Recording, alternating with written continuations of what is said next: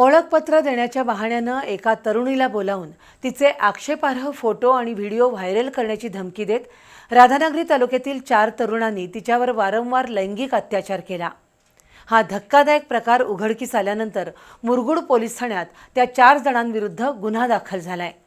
त्यांना मुरगुड पोलिसांनी अटक केली असून हे प्रकरण मिटवण्यासाठी आरोपींकडून प्रयत्न सुरू असल्याची चर्चा देखील सुरू आहे। राधानगरी तालुक्यातील खिंडी भरवडे इथं राहणारा 24 वर्षाचा आदित्य बाजीराव शेटके याची एका 19 वर्षाच्या तरुणीशी ओळख झाली होती। ओळखपत्र देण्याच्या बहाण्यानं आदित्यनं त्या तरुणीला मुदाळ तिट्टा इथं बोलावून घेतलं। त्यानंतर मुरगुडमधील तलाव परिसरातील झाडीमध्ये नेऊन तिचे फोटो काढले। ते एडिट करून अश्लील फोटो सोशल मीडियावर व्हायरल करण्याची धमकी देण्यात आली।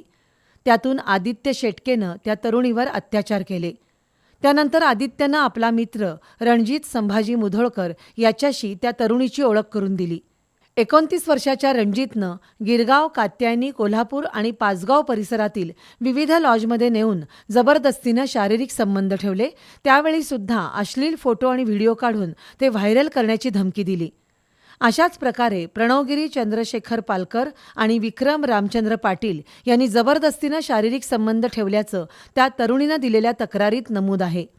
शिवाय त्या चौघांकडून पैशांची मागणी करण्यात आली, पण पैसे दिल्यानंतरही मोबाईलमधील फोटो आणि व्हिडिओ डिलीट केले जाणार नाहीत अशी धमकी देऊन तरुणीचा मानसिक छळ करण्यात आला। या प्रकरणी मुरगुड पोलीस ठाण्यात गुन्हा दाखल झाला असून त्या 4ही तरुणांना पोलिसांनी अटक केली आहे। न्यायालयानं त्यांना 6 जूनपर्यंत पोलीस कोठडी दिली आहे। गेल्या 6 ते 7 महिन्यांपासून हा प्रकार सुरू असल्याचं फिर्यादीत नमूद आहे। अखेर हा त्रास असह्य झाल्यानंतर मुरगुड पोलीस ठाण्यात तरुणीनं तक्रार दिली। या प्रकरणाचा पुढील तपास सहाय्यक पोलीस निरीक्षक क्रांती पाटील करत आहेत।